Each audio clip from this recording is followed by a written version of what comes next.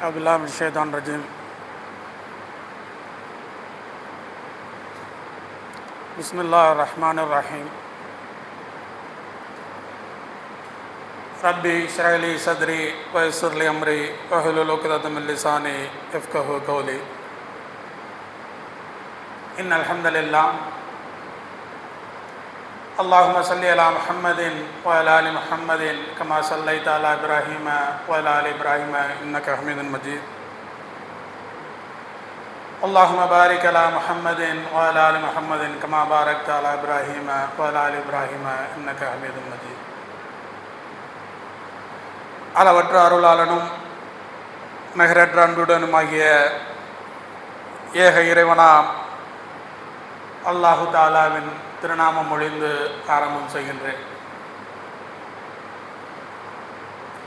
அவனது சலாத்தும் சலாமும் முஃமினான முஸ்லிமான ஆண்கள் பெண்கள் அனைவரின் மீதும்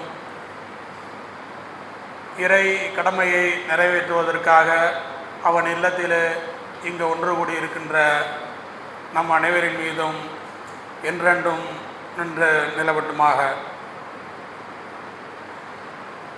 கண்ணியத்திற்குரிய அல்லாஹ்வின் நல்லடியார்களே, மிக முக்கியமான ஒரு காலத்தில் நாம் இன்றைய ஜும்மாவினை அடைந்திருக்கிறோம். இரண்டு வகையான முடிவுகள் இன்னும் அடுத்தடுத்த சில மாதங்களுக்குள்ளாக, அடுத்தடுத்த வாரங்களுக்குள்ளாக தெரியவிருக்கிற மிக முக்கியமான ஒரு காலம். அந்த இரண்டு முடிவுகளுமே நம்மளுடைய ஒவ்வொருவரின் தனிப்பட்ட வாழ்விலும் பிரதிபலிக்கக்கூடிய முடிவை எதிர்நோக்கி இருக்கின்ற காலம். என்ன அந்த முடிவு? ஒன்று, இந்த மண்ணை அடுத்து ஆளப்போவது யார்? யாருடைய ஆட்சி இங்கு அமையப் போகிறது? இது ஒரு வகையான முடிவு. இன்னொன்று, அதற்கு சற்றும் குறைவில்லாத அளவுக்கு பரபரப்பாக நடந்து முடியவிருக்கின்ற 10ஆம் வகுப்பு 12ஆம் வகுப்பு தேர்வு, அதனுடைய முடிவும் வரக்கூடிய வாரங்களில் வெளிவர இருக்கிறது. இந்த முடிவு ஒவ்வொரு குடும்பத்திலும் பிரதிபலிக்கும். அதனுடைய தாக்கம் ஒவ்வொரு குடும்பத்திற்குள்ளும் ஏற்படும் என்கிற அடிப்படையில் அந்த இரண்டில் ஒன்றான கல்வியை குறித்து இன்றைய ஜும்மா உரையில் அடுத்து வரக்கூடிய சில மணித்துளிகளில் நாம் பார்க்கவிருக்கின்றோம். இந்த கல்வி பெரும்பாலான ஜும்மா மேடைகள், பெரும்பாலான பொதுக்கூட்டங்கள், கருத்தரங்கங்கள், இப்படியாக தொடர்ச்சியாக ஏதோ ஒரு இடத்தில் ஏதோ ஒரு வகையில் பேசப்பட்டு கொண்டே இருக்கிறது. அப்படி மீண்டும் மீண்டும் பேசப்பட்டு கொண்டிருப்பதற்கான காரணம் என்ன? அதை மீண்டும் மீண்டும் வலியுறுத்த வேண்டிய அவசியம் என்ன அப்படின்னு பார்த்தா, இது ஒரு தலைமுறை மாற்றத்திற்கான நிகழ்வு. இந்த கல்வியில் ஏற்பட வேண்டிய மாற்றம் அப்படிங்கிறது ஒரு தனி மனிதனுக்குள்ளாக அல்லது ஒரு சமூகத்துக்குள்ளாக ஏற்படக்கூடிய விளைவல்ல, ஒரு சமூகத்தை மாற்றக்கூடிய நிகழ்வு அந்த கல்வி. கடந்த காலங்களிலே கல்வியில் பின்தங்கியதால் மட்டுமே எத்தனை சமூகங்கள் வஞ்சிக்கப்பட்டது, எத்தனை சமூகங்கள் ஒதுக்கி வைக்கப்பட்டது, அவமரியாதைகளை சந்திக்க நேரிட்டது. அதே சமூகம் பின்னாட்களில் கல்வியில் மேன்மை பெற்ற போது அந்த சமூகம் அடைந்த உச்சம் என்ன, அந்த சமூகத்திற்கு கிடைத்த பலன்கள் என்ன அப்படிங்கிறதெல்லாம் தொடர்ச்சியாக நம்ம கண்ணு முன்னாடி நம்ம பார்த்துக்கிட்டே இருக்கிறோம். பொதுவாக இந்த கல்வி அப்படிங்கிற இந்த கான்செப்ட் ஏதோ நமக்கானதை மட்டுமா இல்லை, நம்மை சுற்றி வாழக்கூடிய எல்லா சமூகத்தில் இருக்கிறவங்களும் அவங்கவுங்க பிள்ளைகளை படிக்க வைக்கிறாங்க, அவங்கவுங்க பிள்ளைகளுடைய படிப்பில் கவனம் செலுத்துகிறாங்க. அப்போது அதே போல தானே நம்மளும் நம்மளோட பிள்ளைகளை படிக்க வைக்கிறோம், அவங்களுடைய உயர்கல்வியில் நம்மளும் கவனம் செலுத்துகிறோம் அப்படின்னு சொன்னால், மற்ற சமூகத்துக்கெல்லாம் கல்வி என்பது, கல்வியில் அவர்கள் காட்டக்கூடிய அக்கறை என்பது சமகாலத்தில் நிலவி வரும் சூழலை பார்த்து, கல்வியினால் இந்த சமூகம் எப்படி மேம்படுகிறது. ஒரு 10 வருஷத்துக்கு முன்னாடி வறுமையின் பிடியில் இருந்த ஒரு குடும்பம், அவன் அந்த கற்ற கல்வியினால் அடுத்த 10 ஆண்டுகளில் அவன் குடும்பம் சமூகத்தில் எவ்வளவு கண்ணியத்தையும் பொருளாதாரத்தில் எவ்வளவு மேன்மையும் அடைகிறது அப்படிங்கிறத பக்கத்து வீடுகளில் பக்கத்து தெருக்களில் பார்க்குறாங்க. சரி, அப்போ கல்விதான் தீர்வு, படித்தாதான் மரியாதை, படித்தாதான் வாழ்க்கை அப்படிங்கிற அந்த மனநிலைக்கு வர்றாங்க, தங்களோட பிள்ளைகளை படிக்க வைக்கிறாங்க. ஆனால் இஸ்லாத்தை பொறுத்த மட்டில் கல்வி என்பது நமக்கு கடமையாக்கப்பட்ட ஒன்று.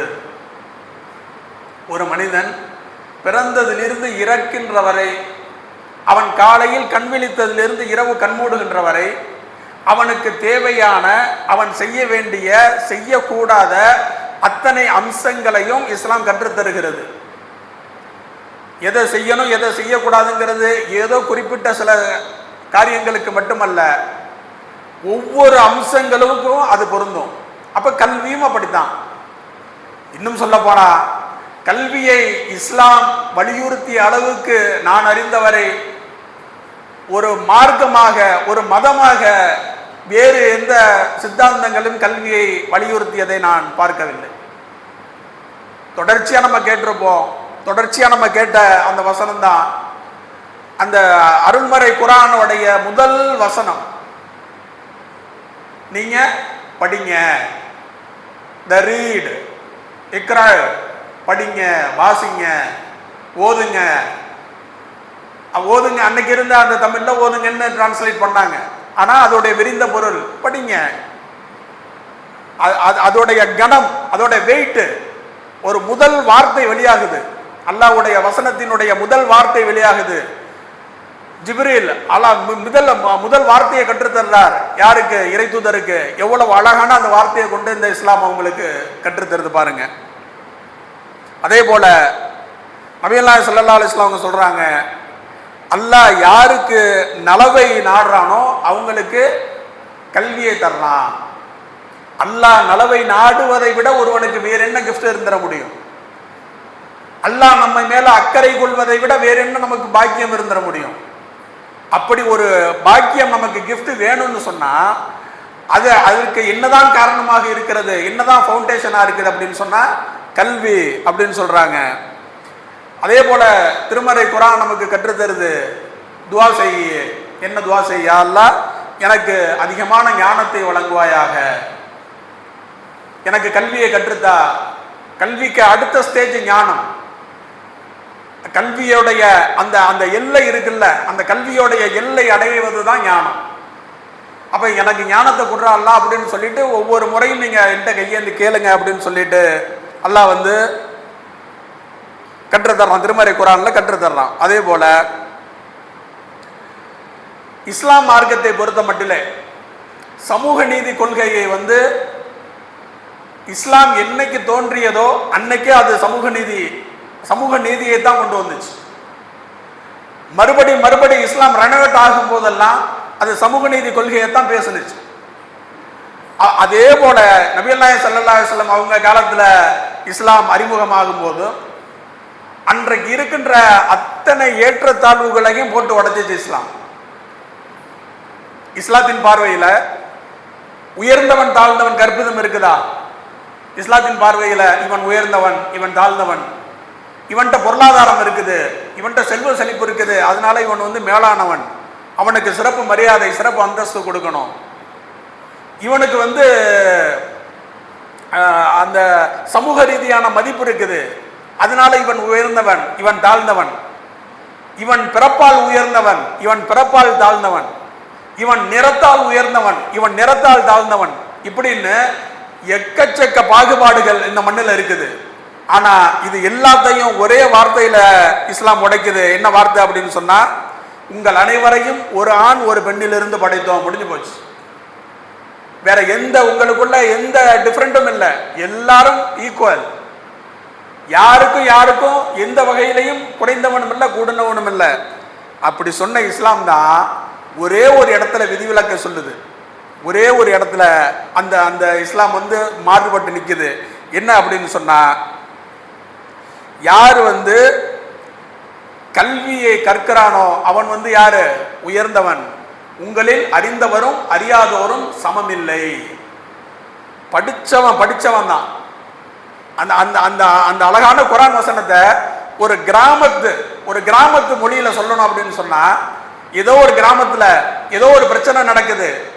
அந்த பிரச்சனை முடியும் போது அந்த இடத்துல ஒரு கல்வியாளர், ஒரு படிச்சவர் வர்றாரு. படிச்சவர் அந்த பிரச்சனையை தீர்த்து வச்சுட்டு போறாரு. தீர்த்து வச்சுட்டு போன பிறகு அந்த அந்த சபையில இருக்கிற யாரோ ஒருத்தர் சொல்லுவாரு, என்ன சொல்லுவாரு, படிச்சவன் தான்யா, படிச்சவன் மாதிரி நடந்துக்கிறாயா அப்படின்னு சொல்லிட்டு சொல்றத பார்க்கிறோம். அதனால கல்வியில் அறிந்தோரும் அறியாதோரும் சமமாவார்களா? நிச்சயமாக இக்குரானை கொண்டு நல்லுதோஷம் பெறுவார் அறுவுடையர் தாம் அப்படின்னு சொல்லிட்டு 39வது அத்தியாயத்தில் 9வது வசனத்துல எல்லாம் சுட்டி காட்டுறதை நம்ம பார்க்கிறோம். அப்ப கல்விதான் ஒரு மனிதனை சிறந்த அந்தஸ்துல கொண்டு கொடுக்கும். இன்னும் சொல்ல போனா ஒவ்வொரு பயானிலும் மார்க்க உபதேசங்கள் செய்யும் இடங்களில் எல்லாம் வலியுறுத்தக்கூடிய மிக முக்கியமான விஷயம் ஃபண்டமெண்டல் இறையச்சம்.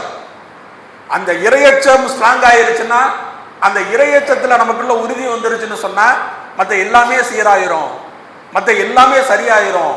அதனால இறையச்சத்துல நீங்க தக்குவாவோட இருங்கன்னு தொடர்ச்சியாக பயான்கள்ல வலியுறுத்தப்படுது. அந்த தக்குவாவும் வேணும்னா கல்விதான் வேணும். உங்களில் யார் அல்லாஹ் அதிக பயப்படுறா? கற்றவர்களே அல்லாஹ் அதிகமா பயப்படுறாங்க. திருமறை குர்ஆனுடைய வசனம்.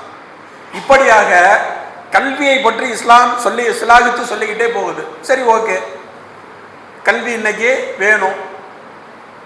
கல்வி வேணுங்கிறத எல்லாரும் உணர்ந்துதான் இருக்கிறோம். எல்லாரும் நம்ம பிள்ளைகளை படிக்க வைக்க தான் செய்யறோம். டிராப் அவுட் இல்லை. இன்னைக்கு சமூகத்தில் டிராப் அவுட் குறைஞ்சிருச்சு. 10th 12th டிகிரி எல்லாருமே படிக்க வைக்கிறோம். வசதி இருக்கிறவங்களும் படிக்க வைக்கிறோம், வசதி இல்லாதவங்களும் படிக்க வைக்கிறோம். மறுபடி இதுல மேற்கொண்டு பேசுறதுக்கு என்ன அப்படின்னு சொன்னா, மாற்றம் என்பது படிப்படியானது. மாற்றம் தடாலடி மாற்றம் அல்ல. ஒரு ஒரு ஒரு ஒரு செகண்ட்ல ஒரு நாள்ல எந்த மாற்றமும் வந்துடாது. கல்வியினால் இந்த உலகத்தை கோலோச்சிய சமூகம் முஸ்லிம் சமூகம். ஐரோப்பிய கண்டம் இருளுள் மூழ்கி இருந்த போது பாக்தாத் ஒளியால் பிரகாசிச்சது அப்படின்னு சொல்லிட்டு அறிஞர்கள் எழுதுறாங்க.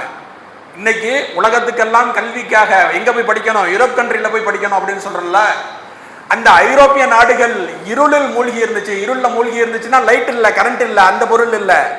அறியாமை என்னும் இருள்ல மூழ்கி இருந்தப்ப பகதாத் அறிவு ஒளியை பாய்ச்சி கொண்டிருந்தது அப்படின்னு சொன்ன அந்த சமூகம் இடையில கொஞ்சம் தடுமாறுனுச்சு, கல்வி குறைஞ்சிச்சு.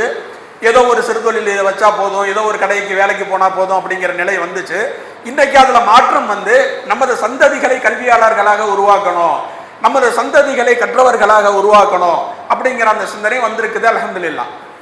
அதே நேரத்துல அந்த கல்வி நமக்கான தீர்வை முழுமையாக முன்வைக்கக்கூடிய கல்வியா இருக்குதா? எல்லாருக்குமான பாதை நமக்கான பாதை ஆயிருமா? எல்லாருக்குமான சொல்யூஷன் நமக்கான சொல்யூஷனா மாறிடுமா அப்படின்னு சொன்னா, அந்த இடத்துல தான் நாம் அடுத்த கட்டத்தை நோக்கி நகர வேண்டி இருக்குது. கடந்த காலங்களை விட ஒரு கால் நூற்றாண்டுல கல்வி அறிவு வளர்ந்திருக்குது.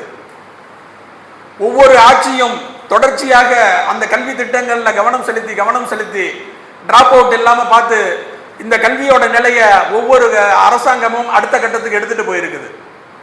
அப்ப கடந்த ஒரு கால் நூற்றாண்டுகள்ல கல்வி மிக மிக பிரம்மாண்டமான அளவு வளர்ந்திருக்குது. ஆனா அதே கல்வி வளர்ந்திருக்கிற இந்த காலத்துல தான் சமூக சிக்கல்கள் பெருகி இருக்கு.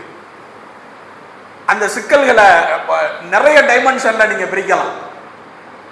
குடும்ப உறவுகளுக்குள்ள சிக்கல், கணவன் மனைவிக்குள்ள சிக்கல், அண்ணன் தம்பிக்குள்ள சிக்கல், பெற்றோர்களுக்கும் பிள்ளைகளுக்கும் இடையில சிக்கல், இரு சமூகங்களுக்கு இடையில சிக்கல், இப்படின்னு சொல்லிட்டு சிக்கலோட எண்ணிக்கை நாளுக்கு நாள் பெருகிக்கிட்டே போகுது. அதே போல படித்தவர்கள் செய்கிற குற்றம் பெருகிக்கிட்டு போகுது. நான் ஏற்கனவே ஒன்று சொன்ன பாருங்க, படிச்சவன் தாயா அப்படிங்கிற அந்த நிலை மாதிரி படித்தவர்கள் செய்கிற குற்றம் இன்னைக்கு பெருகிட்டு போகுது. அப்போ இந்த கல்வியோட அசல், அந்த கல்வியோடைய அந்த நோக்கம் நிறைவேறுச்சா? எப்படி வந்து சுருங்கி நிக்குது இன்னைக்கு கல்வி? ஒரு 10ஆம் வகுப்பு படிக்கிற ஒரு மாணவனை, ஒரு 12ஆம் வகுப்பு படிக்கிற மாணவனை நீ ஏன்பா படிக்க போற அப்படிங்கிற கேள்வி கேளுங்க, உங்களுக்கு 2 பதில் தான் கிடைக்கும். ஒன்னு தலையை கீழே குனிஞ்சுக்கிட்டு இருப்பான், தலையை சொரிஞ்சுக்கிட்டு இருப்பான், இல்லாட்டி நான் வேலைக்கு போகணும், சம்பாதிக்கணும், நான் அதுக்காக படிக்கணும் அப்படிமா. எவ்வளவு உன்னதமான கல்வியை எப்படி ஒரு தீப்பெட்டிக்குள்ள அடைக்கிற மாதிரி சுருக்கிருச்சு சமூகம். கல்விங்கிறது இந்த உலகை ஆள்றதுக்கானது, கல்விங்கிறது இறை திருப்தியை பெறுவதற்கானது, கல்விங்கிறது இறை உவப்பை பெறுவதற்கானது, கல்விங்கிறது சமூகத்தை வழிநடத்துவதற்கானது, கல்விங்கிறது சமூக சிக்கல்களை தீர்க்கிறதுக்கானது. இப்படியாக விரிந்த பொருளுடைய கல்வி எப்படி சுருங்கி போயிருச்சு பாருங்க. கல்வி எதுக்கு? காசு சம்பாதிக்க. இந்த ஜிம்மாவுடைய அவையில் அமர்ந்திருக்கிறவங்களா இருக்கட்டும், இல்ல இந்த திருச்சி நகரத்துக்குள்ள இருக்கிற மிக பெரும் வணிகர்களாக இருக்கட்டும், எவ்வளவு பேர் டிகிரி முடிச்சவங்க, எவ்வளவு பேர் 10th முடிச்சவங்க, எவ்வளவு பேர் 12th முடிச்சவங்க, எப்படி 10 பேரை கீழே வச்சு 50 பேரை கீழே வச்சு 100 பேரை கீழே வச்சு எப்படி வேலை வாங்குறாங்க? அப்போ கல்விங்கிறது காசு சம்பாதிக்கிறதுக்கான அப்படிங்கிற அந்த விஷயம் நம்ம கண்ணு முன்னாடியே அடிபட்டு போகுது. இந்த திருச்சியை ஒரு சுத்தி வந்தோம்னா பட்டதாரிகள் பணியாளர்களாகவும் படிக்காதவர்கள் முதலாளிகளாகவும் இருக்கிறத நம்ம பார்க்கிறோம். அப்ப கல்விங்கிறது காசுக்கான அளவுகோல் இல்லை. படிக்கும் போது, படிச்சதுக்கு தகுந்த வேலைக்கு போகும்போது அல்லது தொழில் செய்யும் போது நமக்கு வருவாயும் கிடைக்கும்ங்கிறது ஒரு பார்ட். அது ஆனா அதுதான் கல்விக்கான அசல் இல்லை. அப்ப சிக்கல் எங்க வந்துச்சுன்னு சொன்னா, கல்வியை இறையச்சத்திலிருந்து என்னைக்கு பிரிச்சமோ, கல்வி வேறு, இறை தொடர்பு வேறு, கல்வி வேறு, மார்க்கம் வேறு, கல்வி வேறு, வணக்க வழிபாடுகள் வேறு. வணக்க வழிபாடுகளை இமாம் சொல்லி தந்த மாதிரி, ஆலிம்கள் சொல்லி தந்த மாதிரி, மார்க்க அறிஞர்கள் சொல்லி தந்த மாதிரி நம்ம மார்க்க விஷயங்களை செஞ்சுக்குவோம். படிப்பை ஸ்கூல் டீச்சர் சொல்லி தர்ற மாதிரி, காலேஜ் வாத்தியார், காலேஜ் டீச்சர், ப்ரொஃபசர் சொல்லி தர்ற மாதிரி, 4 படிச்சவங்க சொல்லி தர்ற மாதிரி நம்ம கல்வியை அமைச்சுக்குவோம் அப்படின்னு முடிவெடுத்ததுடைய விளைவு இன்னைக்கு எக்கச்சக்க குளறுபடிகள். ஒரு படித்தவன் எப்படி பெற்றோர்களுக்கு கீழ்ப்படியாதவனாக இருக்க முடியும்? ஒரு படித்தவன் எப்படி தன்னுடைய ஜமாத்தோடைய வளர்ச்சியில, தன்னுடைய மகல்லாவோட வளர்ச்சியில ஆர்வம் இல்லாதவனா இருக்க முடியும்? ஒரு படித்தவன் எப்படி மார்க்க விஷயங்கள்ல தெளிவில்லாதவனா இருக்க முடியும்? கல்வி உங்களில் கற்றவர்கள் தான் அல்லாஹ்வை அதிகமாக வணங்குவாங்க, உங்களை கற்றவர்கள் தான் அல்லாஹ்வை அதிகமாக பயப்படுவாங்க அப்படின்னு சொன்னா, நம்ம படிச்சு முடிச்சிட்டோம், டபுள் டிகிரி முடிச்சிட்டோம், PhD முடிச்சிட்டோம், ஆனா குர்ஆனுடைய வசனங்கள் தெரியல, நபிநாயகம் ஸல்லல்லாஹு அலைஹி வஸல்லம் அவங்களுடைய வழிகாட்டுதல் தெரியல, தொழுகை தெரியல, நோன்பு வைக்க தெரியல, மார்க்க சட்டங்கள் தெரியல. அப்ப அந்த கல்வி எப்படி இறையச்சத்தை பெற்று தரும்? அப்ப கல்வியை இஸ்லாம் அழகா பிரிக்குது. இந்த உலகம் பிரிச்சு வச்சிருக்கிற பார்வையில் பார்க்கல இஸ்லாம் கல்வியை. இஸ்லாம் கல்வியை பார்க்கிற பார்வை 2 பார்வை தான். ஒன்று பயனுள்ள கல்வி, இன்னொன்று பயனற்ற கல்வி. என்ன பயனுள்ள கல்வி? இந்த மார்க்க கல்வி, உலக கல்வி அப்படிங்கிற பதமே முதல்ல சரியா? உனக்கு படிப்பு வரல, நீ வீட்டுக்கு கட்டுப்படல, நீ போய் ஓத போயிரு. இவன் நல்லா படிக்கிறான், கொஞ்சம் வசதி இருக்குது, நீ காலேஜ் போயிரு. என்ன அளவுகோல் இது? இந்த மேடையில, இந்த மிம்பர்ல ஏறி மார்க்கத்தை வழி நடத்தக்கூடியவங்க யாரா? வீட்டுக்கு அடங்காதவங்களாம், வீட்டுக்கு கட்டுப்படாதவங்களாம், கையில பொருளாதாரம் இல்லாதவங்களாம். யாரு காலேஜ்ல எல்லாம் போய் படிக்கணுமா? நல்ல படிக்கிற நல்ல வசதியானவங்க போய் படிக்கணுமா? அப்படியா பிரிச்சிச்சு இஸ்லாம்? ரொம்ப தெளிவா இஸ்லாம் சொல்லுது. யா அல்லாஹ், நபியல்லாஹ் ஸல்லல்லாஹு அலைஹி வஸல்லம் துஆ செய்றாங்க, பயன் தராத கல்வியை விட்டும் நான் உன்னிடம் பாதுகாவல் தேடுகிறேன்.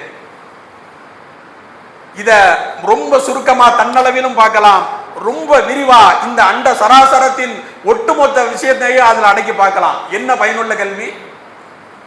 ஒரு கல்வியை படிக்கிறதுனால எனக்கும் எனது குடும்பத்திற்கும் நான் சார்ந்திருக்கிற சமூகத்திற்கும் இந்த மண்ணுக்கும் இந்த மக்களுக்கும் ஒட்டுமொத்த அண்ட சராசரத்திற்கும் அது பயன் தரும் என்றால் பயனுள்ள கல்வி.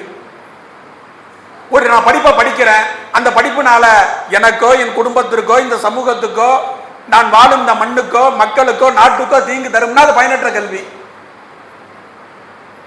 ஒரு டாக்டர் ஒரே மாதிரியான பாடத்திட்டம், ஒரே மாதிரியான பாடத்திட்டத்தில் படிச்சு வர்றாங்க. அந்த டாக்டர் வெளியில வந்து ஒரு டாக்டர் எப்படி இருக்கிறாரு, நியாயமா ஃபீஸ் வாங்குறாரு. இன்னைக்கும் சமீபத்தில் ஒரு மருத்துவர் மறைந்து போனாரு, அவரோட பேரு 5 ரூபா டாக்டர். ஊரே திரண்டு அவருக்கு வந்து இறுதி அஞ்சலி செலுத்தி தான் அனுப்பினுச்சு, 5 ரூபா டாக்டர்னு சொல்லி. இன்னொரு டாக்டர் இருக்கிறாரு, அவருடைய கவனம் ஃபுல்லா மணி மைண்டடா இருக்குது. 2 பேருமே படிச்சது ஒரு கல்வி தானே, ஏன் ஒரு ஆள் இப்படி போனாரு, ஏன் ஒரு ஆள் இப்படி போனாரு? அப்போ அவருக்கு வந்து அவருடைய குடும்ப சூழல் காரணமாக இருந்திருக்கலாம், அவர் வந்து நல்ல ஒரு மருத்துவரா வர்றதுக்கு. ஆனா எல்லாருக்கும் எல்லா வகையிலும் சரியா அமைஞ்சிருன்னு சொல்ல முடியுமா?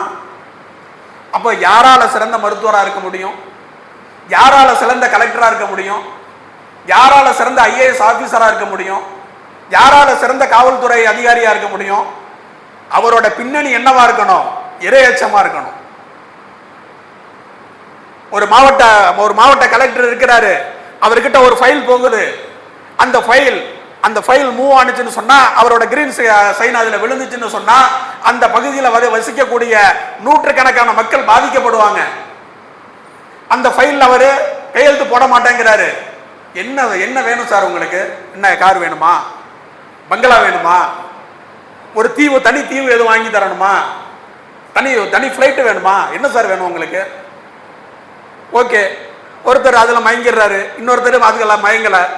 வேற என்ன சார், பொண்ணு எதுவும் வேணுமா? ஒருத்தர் அதுல மயங்கிடுறாரு, இன்னொருத்தர் அதுலயும் மயங்கல. கடைசி அஸ்திவாரம், சார் குடும்ப குட்டியெல்லாம் இருக்கு, ஏன் ரிஸ்க் எடுக்கிறீங்க? பினிஷ், முடிஞ்சிச்சு. ஆனா அந்த இடத்துல ஒரு இரையச்சம் உள்ள ஒரு அதிகாரி வந்து உட்கார்ந்தா என்ன நடக்கும்? இந்த உலகம் நிலையானதல்ல, எனக்கு எப்ப மவுத்து நிர்ணயிக்கப்பட்டிருக்கோ அப்ப மவுத்து வந்துடும். ஆனால் இதுல நான் கையெழுத்து போட்டா அந்த கையெழுத்து இதோட முடியாது. நாளை மறுமையில் நியாய தீர்ப்பு நாளில் இறைவன் என்ன நிக்க வச்சு கேள்வி கேட்பான். உன்னுடைய பொறுப்பை நீ தவறா பயன்படுத்தினதுனால ஒரு ஊர் அழிஞ்சிச்சு, ஒரு சமூகம் அழிஞ்சிச்சு, ஒரு தெரு அழிஞ்சிச்சு அப்படின்னு இறைவன் நாளைக்கு என்ன கேள்வி கேட்பான். அதற்கு நான் பதில் சொல்லணும், மனிதர்களுக்கு நான் பதில் சொல்ல தேவையில்லை அப்படிங்கிற அந்த எண்ணம் எப்போ வரும்? இறையச்சம் உள்ள கல்வி இருக்கிற இடத்துல தானே அது வரும். எது முழுமையான பயத்தை தரும், எது முழுமையான மனநிறைவை தரும்? இந்த மக்களுடைய பாராட்டெல்லாம் பாராட்டல்ல, இந்த மக்கள் எனக்கு கொடுக்கிற சர்டிபிகேட் எல்லாம் தேவையில்லை. நான் உனக்கு ஒரு கல்வியை கொடுத்தேன், அந்த கல்வியை கொண்டு நீ வாழ்ந்த காலத்துல நீ செய்த அந்த அமல்களுக்காக இதோ உனக்கு சொர்க்கத்தை நான் பரிசளிக்கிறேன் அப்படி நல்லா நாளைக்கு மறுமையில கொடுக்கறான். அப்படிங்கிறத தாண்டி வேற என்ன அவனுக்கு கிடைச்சிரும்? அந்த சிந்தனை எங்க வரும்? எல்லார் வீட்லயும் பிள்ளைங்க இருக்குது, எல்லார் வீட்டு பிள்ளைங்களும் ஸ்கூல் போகுது, காலேஜ் போகுது. ஒரு நாளாவது ஒரு பீரியடாவது இது போன்ற நல்ல அறங்கள், இறை அச்சம் குறித்து என்னோட பிள்ளைக்கு போதிக்கப்பட்டுச்சு. எவ்வளவு பேரால சொல்ல முடியும்? விதிவிலக்கு இருக்கலாம், 1-2 பள்ளிகள் இருக்கலாம், எவ்வளவு பேரால சொல்ல முடியும்?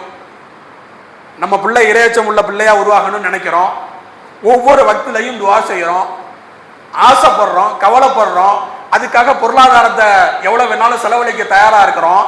ஆனா பிராக்டிக்கலா அதுக்கான சூழல் இல்லையே. நம்ம வேலைக்கு போயிடுறோம், ஆபீஸ் போயிடுறோம், இல்லாட்டி கடைக்கு போயிடுறோம், புள்ள ஸ்கூலுக்கு போயிடுது, ஸ்கூல் போன மீதி நேரம் டியூஷன் போயிடுது. அது எந்த இடத்திலும் நல்லறங்கள் அவங்களுக்கு போதிக்கப்படுறதில்லை, எந்த இடத்திலும் அவர்களுக்கு இறையச்சம் போதிக்கப்படுறதில்லைன்னு சொன்னா, விதை ஒன்று போட்டா சுரை ஒன்னா முளைக்குன்னு கிராமத்துல பழமொழி சொல்லுவாங்க. நீங்க எல்கேஜியில் உங்க பிள்ளைய சேர்த்துட்டு அவன் டிகிரி முடிச்சுட்டு கிட்டத்தட்ட 20 ஆண்டு காலம் அவனுடைய கல்வியில ஒரு நாளும் ஒரு பொழுதும் அவனுக்கு அந்த இடத்துல இறையச்சம் போதிக்கப்படல, நல்லறங்கள் போதிக்கப்படலைன்னு சொன்னா அவுட்புட் என்னவா இருக்கும்?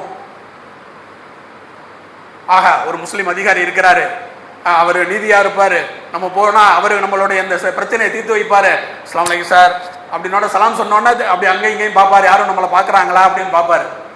சலாம் சொல்ல பயப்படுவார். என்ன சார் ஒரு முஸ்லீமா இருக்கிறீங்க, நீங்களே லஞ்சம் கேட்டா? சார் அதெல்லாம் இங்கே பேசிக்கிட்டு வராதிங்க சார், முடிஞ்சா பாருங்க, இல்லாட்டி வேற யாராவது வச்சு பார்த்துக்கங்க சார். அப்படித்தான் ரிசல்ட் அப்படித்தான் இருக்கும். அப்போ இந்த சமூகம் அதிகாரமிக்க சமூகமா மாறணும். எவ்வளவு நாள் தான் கையேந்தி கையேந்தி கையேந்தி பிறர் இடத்துல வந்து எங்க கோரிக்கையை நிறைவேற்றித்தாங்க, எங்க பிரச்சனையை தீர்த்துத்தாங்க, எங்களை அதை தீர்த்துத்தாங்க, இதை தீர்த்துத்தாங்க. பிரச்சனையை தீர்த்து வைக்கிற இடத்துல நம்ம போய் அமர வேண்டாமா? ஒரு தவறானவன் ஒரு இடத்துல அதிகாரத்தில் உட்கார்ந்து இருக்கிறான், அது விவோல ஆரம்பிச்சு தலைமை அதிகாரி வரைக்கும் யாரா வேணாலும் இருக்கட்டும், ஒரு தவறானவன் அந்த இடத்துல உட்கார்ந்து இருக்கான்னா அதுக்கு மாற்று சரியானவனை உட்கார வைக்கிறது தானே, புலம்புறது இல்லையே. சார் இன்னைக்கு பிரச்சனைக்கு தீர்வு சொல்லுங்க, இன்னும் 20 வருஷம் கழிச்சு பேசுறீங்க. யோசிச்சு பாருங்க, ஒரு 10 வருட உங்களுடைய வாழ்க்கை பயணத்தை யோசிச்சு பாருங்க. கண்ணு மூடி கண்ணு திறக்கிறதுக்குள்ள ஓடுன மாதிரி இருக்கும். 10 வருஷத்துக்கு முன்னாடி நீங்க வண்டியில முன்னாடி உட்கார வச்சு அழைச்சிட்டு போன உங்க புள்ள இன்னைக்கு வந்து காலேஜுக்கு தனி பைக்கில் போய்கிட்டு இருப்பான். காலம் இப்படிங்கிறதுக்குள்ள ஓடிடும். ஆனா நம்ம செஞ்சு வச்சுட்டு போற வேலை இம்மையில மட்டும் இல்ல மறுமையிலையும் நிலையானதா இருக்கும். நபி ஸல்லல்லாஹு அலைஹி வஸல்லம் சொல்றாங்க, நான் நற்குணத்தின் மீதே அனுப்பப்பட்டிருக்கிறேன், நான் ஆசிரியனாகவே அனுப்பப்பட்டிருக்கிறேன். நற்குணத்தை இஸ்லாம் போதிச்ச அளவுக்கு வேற எந்த மார்க்கமாவது போதிச்சிருக்குதா? நற்குணம்ங்கிறத தனி டைட்டிலே போடலாம், அவ்வளவு செய்திகள் நற்குணத்தை பத்தி இருக்குது. நீங்க மென்மையானவரா இருக்கிறீங்க, நீங்க மென்மையானவரா இல்லைன்னு சொன்னா இந்த மக்கள் உங்களை விட்டு வெறுண்டோடி இருப்பாங்க. இன்னைக்கு பொதுவா ஒரு பார்வை என்ன பார்வை இருக்கு? அரசு அலுவலகங்களுக்கு போனாக்க கடுகடுன்னு பேசுறாங்க, மூஞ்சி கொடுத்து பேச மாட்டாங்க, நம்மளுடைய பிரச்சனைகளை தீர்த்து வைக்க முன் வர மாட்டாங்க. ஆனா ஒரு இஸ்லாம் புரிந்த ஒரு அதிகாரி அந்த இடத்துல இருந்தான்னா எவ்வளவு நற்குணத்தோட அவன் அணுகுவான். ஒரு பிரச்சனைன்னு வர்றவங்களை எவ்வளவு அழகிய முறையில் அவன் வந்து எதிர்கொள்வான். அவனுடைய பிரச்சனையை தீர்க்கிறதுக்கு எந்த அளவுக்கு அவன் முன் வருவான். அப்ப ஒன்னொன்னோடையும் இஸ்லாம் கனெக்ட் ஆயிருக்கு. தான் முன்னாடி ஒரு பிரச்சனை வரும்போது அவனுக்கு ஆட்டோமேட்டிக்கா இஸ்லாமிய சிந்தனை வந்தாதான் பிரச்சனைகளுக்கான சொல்யூஷன். இந்த நாடும் நாட்டு மக்களும் மண்ணும் எல்லாமே சிக்கல் இல்ல. நீங்க இந்த பள்ளிவாசல் கேம்பஸை விட்டு வெளியில போனாக்க இன்னைக்கு இரவுக்குள்ள உங்களை சுற்றி 1000 தீமைகள் இருக்கு. ஆனால் வசதியை கொடுத்து, வாய்ப்பை கொடுத்து, அறிவை கொடுத்து, ஆற்றலை கொடுத்து எல்லாத்தையும் வாங்கிக்கிட்ட அந்த சமூகம் தன்னளவுல சுருங்கிருது. உலகத்துக்கு நீதி சொல்லக்கூடிய சமூகம், உலகத்துக்கு நன்மை செய்யக்கூடிய சமூகம், பொறுப்பு மிக்க ஒரு சமூகம், உலகத்தை நல்லாட்சி புரிந்த சமூகம் தன்னளவுல சுருங்கிறது. நான் என் குடும்பம், இது எப்படி சரியானதா இருக்கும்? மறுமையில எல்லாருக்குமான கேள்வி பதில் ஒரே மாதிரி தான் இருக்குமா? நபி ஸல்லல்லாஹு அலைஹி வஸல்லம் கிட்ட ஒரு கிராமத்துவாசி வர்றாரு, எனக்கு நீங்க ஒன்றை கற்றுக் கொடுங்க, நீங்க கற்றுக் கொடுத்ததுல இருந்து நான் ஒன்னையும் கூட்ட மாட்டேன், ஒன்னையும் குறைக்க மாட்டேன். ரசூலுல்லாஹ் என்ன செய்யறாங்க? அடிப்படை கடமைகளை கற்றுக் கொடுத்து அனுப்பிடுறாங்க. தொழுகை, நோன்பு, ஜக்காத்து, ஹஜ் கற்றுக் கொடுத்து அனுப்பிடுறாங்க. நான் இதுல இருந்து எதையும் கூட்டவும் மாட்டேன், குறைக்கவும் மாட்டேன், கிளம்பி போயிடுறாரு. ரசூலுல்லாஹ் சொல்றாங்க, அவர் சொன்னதுல அவர் உண்மையானவரா இருந்தா அவர் சொர்க்கவாசின்னு சொல்றாங்க. அவ்வளவு ஈஸியா சொர்க்கம். அப்புறம் ஏன் இவ்வளவு சட்டம், இவ்வளவு மார்க்க விஷயங்கள், இவ்வளவு இது? அப்போ அளவுகோல் என்ன அப்படின்னு சொன்னா, அவர் அளவில் படிப்பறிவில்லாத, கல்வி அறிவில்லாத, தினமும் காட்டில் போய் வயல்ல போய் விவசாயம் செய்கிற ஒரு காட்டு அரபிக்கு அது சிறந்தது. ஆனால் பொருளாதாரம் வழங்கப்பட்ட ஒருவருக்கு பொருளாதாரம் குறித்த கேள்வி இருக்கு, வலிமை வழங்கப்பட்ட ஒருவருக்கு அந்த வலிமை குறித்து கேள்வி இருக்கு, கல்வி வழங்கப்பட்ட ஒருவருக்கு அந்த கல்வி குறித்த கேள்வி இருக்கு. அப்போ இன்றைக்கு சமூகத்தில் இருக்கக்கூடிய சிக்கல்களுக்கு தீர்வா கல்வியோடு சேர்த்து சமூக கவலைகளை நம்ம பிள்ளைகளுக்கு கற்றுக் கொடுக்கணும். இரையச்சம் உள்ள கல்வி நிறுவனங்களை நம்ம பிள்ளைய கல்வி கற்றுக் கொடுக்க முயற்சி செய்யணும். ஒருவேளை அது போன்ற கல்வி நிறுவனங்கள் இல்லையா, அதுக்கான பொறுப்பை நம்ம எடுக்கணும். அதுக்கு என்ன வாய்ப்பு? என் பிள்ளைக்கு இரையச்சமும் டெய்லி போய் சேரணும், அதை நான் கனெக்ட் பண்ணியே கொண்டுட்டு போகணும். எப்போ? எல்கேஜிலேருந்து அவன் டிகிரி முடிக்கிற வரைக்கும் அவனுக்கு இறை தொடர்பு இருந்துக்கிட்டே இருக்கணும். ஒன்று பள்ளிக்கூடத்தில் அது கிடைக்கணும், அல்லது அது கிடைக்கிற இடத்துல கொண்டு என் பிள்ளைய சேர்க்கணும், அல்லது அதை கிடைக்க வைக்கும் பொறுப்பை ஒரு தந்தையாக நான் ஏற்றுக்கொள்ள வேண்டும். இந்த மாற்றம் தான் சமூகத்துக்கான முழுமையான தீர்வை தரக்கூடிய மாற்றம் அமையும். பெண் பிள்ளைகள் சார்ந்த சிக்கல்கள் நிறைய பேசுறோம், நிறைய கவலைப்படுறோம். ஆனா வெறும் கவலை பயன் தந்துருமா? காலையில சில மணி நேரம், இரவு சில மணி நேரம் உங்க வீட்டில் அந்த பிள்ளை இருக்குது. அந்த சில மணி நேரமும் உங்க கூட இல்லை, போன்ல இருக்குது. அதுக்கான அந்த வாலிப வயசு வந்தோடனே அதோடைய ஹார்மோன் சேஞ்சஸ் தடுமாறுது. அந்த தடுமாற்றத்தை எது சீர் செய்யும்? அந்த பிள்ளையோ பையனோ டிராக்கை விட்டு வெளியில போனா கூட அந்த டிராக்குக்குள்ள எது இழுத்துட்டு வரும்? இரையச்சமும் மார்க்க தொடர்பும் தானே. அதுக்கு மூட்டை பூச்சிக்கு பயந்துக்கிட்டு வீட்டில் கொடுத்துறேன்னு சொல்லிட்டு நீங்க கல்வி நிலையத்துக்கு உங்க பிள்ளைய அனுப்பாம இருந்துட முடியுமா? இல்ல அனுப்பாம இருந்தா கவர்மெண்ட் விட்டுருமா? டிராப் அவுட் பண்ணா ஸ்கூல்ல இருந்து ஆளு வந்துடும். நீங்க ஸ்கூலுக்கு ரெஸ்பான்ஸ் பண்ணாட்டி காலேஜ்ல இருந்து இது கலெக்டர் ஆபீஸ்ல இருந்து ஆளு வந்துடும். அப்ப இறை தொடர்பை நம்ம பிள்ளைகளுக்கு கொடுத்துக்கிட்டே இருக்கணும். மிக மிக என்ன சொல்றது, அவங்களுக்கான எதிர்காலத்தில் இலக்குகளை நிர்ணயித்து நம்ம பிள்ளைகளை வளர்க்கணும். தம்பி சுயநலமா வளராதடா, நம்ம வாழ்ற சமூகம் சூழல் சரியில்லை, சமூகம் இவ்வளவு சிக்கல்களை சந்திக்குது, நீ படிக்கிறதுனால எனக்கு மட்டும் செய்யணும்னு நினைக்காத, இல்லை உன்னை மட்டும் பார்த்துக்கணும்னு நினைக்காத, இந்த ஒட்டுமொத்த சமூகத்துக்கும் நீ பலன் தர அளவுல உன்னோட கல்வியை நீ அமைச்சுக்க. ஒரு தகப்பனா என்னால முடிஞ்ச எல்லா ஒத்துழைப்பையும் நான் உனக்கு தருவேன் அப்படின்னு சொல்லிட்டு பிள்ளைய என்ன செய்யணும்? பெற்றோர்கள் முடிவு செய்யணும். சமூக தலைவர்கள், பள்ளிவாசல் நிர்வாகிகள் அவங்களும் என்ன செய்யணும்? தங்களுடைய பொறுப்பை உணர்ந்து தங்களுடைய மகல்லாவில் இருக்கக்கூடிய பிள்ளைகளை கூப்பிட்டு, நீ என்ன படிக்க போற, உன்னுடைய பின்னணி என்ன, உன்னுடைய தகப்பனாருடைய பின்னணி என்ன, உன்னோட பொருளாதாரம் என்ன, உன்னோட படிப்புல எந்த படிப்புல உனக்கு இன்ட்ரெஸ்ட் அப்படின்னு பேசி அவனை சமூக தொடர்போட கனெக்ட் பண்ணணும். இல்ல நீ இதை மட்டும் படிக்காத, இதையும் படி, இதை மட்டும் படிச்சா நீ நல்லா இருப்ப, இதை படிச்சா நீயும் நல்லா இருப்ப, உன்னோட சமூகமும் நல்லா இருக்கும் அப்படின்னு சமூக பார்வை உள்ளவர்கள்ட்ட, கல்வியாளர்கள்ட்ட ஆலோசனை பெற்று நம்மளுடைய கல்விகளை உயர்கல்விகளை அமைக்கணும். இன்னைக்கு பெரும்பாலான உயர்கல்வி எப்படி அமைக்கப்படுது? பக்கத்தில் இருக்கிற ஃப்ரெண்டு சொன்னா, என் ஃப்ரெண்டு அந்த குரூப் எடுத்தான், என் ஃப்ரெண்டு அந்த மேஜர் எடுத்தான், அதனால நான் எடுத்தேன். என் ஃப்ரெண்டு அந்த என் பொண்ணு என் கூட படிக்கிற பொண்ணு அந்த தான் எடுக்க போதான், அதனால நானும் இதான் எடுக்க போறேன் அப்படின்னு சொல்லிட்டு ஒரு துளியும் புரிதல் இல்லாத, ஒரு துளியும் தெளிவில்லாத இன்றைய தேர்வுகள் இருக்குது. கல்லூரியை நம்ம தேர்ந்தெடுக்கிற விதம் இருக்குது.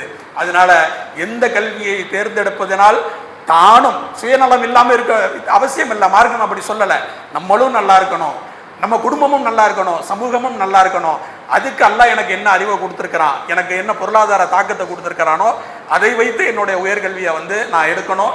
அதுக்கு சமூகம் அரணா நின்று வழிகாட்டணும் என்று கூறி எனது முதல் உரையை நிறைவு செய்கிறேன். அஸ்ஸலாமு அலைக்கும் வரஹ்மத்துல்லாஹ்.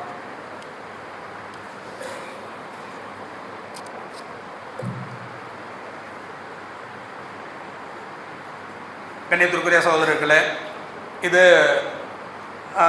தேர்தல் காலம். இதில் பெரிய விழிப்புணர்வை ஏற்படுத்தணுங்கிற அவசியமெல்லாம் இல்லை. சமூகத்துடைய நிலை எல்லாருக்கும் தெரியும், யாரை தேர்ந்தெடுக்கணுங்கிறதும் எல்லாருக்கும் தெரியும். அதில் ஒரு கிளாரிட்டி இருக்குது. ஆனால் அதை தாண்டி இன்னைக்கு போல சிலர் கட்சிங்கிற பேரில், அரசியலுங்கிற பேரில் தன்னுடைய அந்த நடிப்பு பின்புலத்தை எல்லாம் வச்சு இன்னைக்கு உள்ள வர்றாங்க. சமூகம் இதை ரெண்டு வகையா கவனிக்குது. ஒன்று எப்படி கவனிக்குது? இவன் எங்கடா அப்படின்னு சொல்லி இதெல்லாம் என்ன சும்மா விளையாட்டு பிள்ளைங்க விளையாடிட்டு போயிடுவாங்க அப்படிங்கிற மாதிரி கவனிக்குது. இன்னொரு பக்கம் சரி பார்ப்போம் என்னன்னு பார்ப்போம் அப்படிங்கிற மாதிரி. இஸ்லாம் நமக்கு காட்டுற அளவுகள் என்ன? ஒரு தீமை நடக்குது அப்படின்னு சொன்னா அதை நீங்க என்ன செய்யுங்க? உங்களோட கரத்தால நீங்க அந்த தடுங்க, அல்லது நாவால தடுங்க. கடைசி கட்டமா நீங்க மனதால என்ன செய்யுங்க? ஒதுங்கிருங்க அப்படின்னு சொல்லுது. அப்போ இந்த சமூகம் இவ்வளவு பண்படாம இருக்குதா அப்படிங்கிறதெல்லாம் சில நாட்களாக நம்ம பார்க்கிறோம். போற இடங்களிலெல்லாம் இரத்த காவு, போற இடங்களிலெல்லாம் உயிர் பலி, போற இடங்களிலெல்லாம் அசம்பாவிதம், போற இடங்களிலெல்லாம் மக்கள் கூட்டம் கூட்டமாக அதை ஃபுர்காக்களை அணிந்து முஸ்லிம் பெயர்களை வைத்துக்கொண்டு இப்படியாக போய் முக்கிறத பார்க்கிறோம். அவங்க எண்ணிக்கையில குறைவானவர்களா இருக்கலாம், ஆனால் அவர்களும் நம்ம சமூகத்தை சேர்ந்தவங்க தான். அவங்களுக்கு வழிகாட்டுற பொறுப்பும் நமக்கு இருக்குது.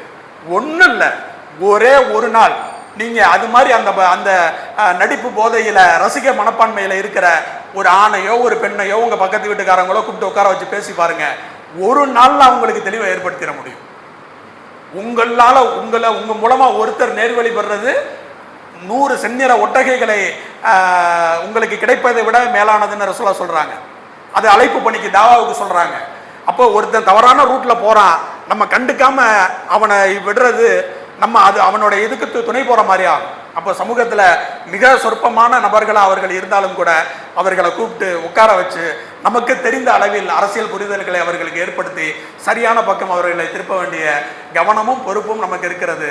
அந்த விஷயத்திலும் நம்ம கவனம் செலுத்தணும். அஸ்ஸலாமு அலைக்கும் வரஹ்மத்துல்லாஹி தஆலா வபரகாத்துஹு.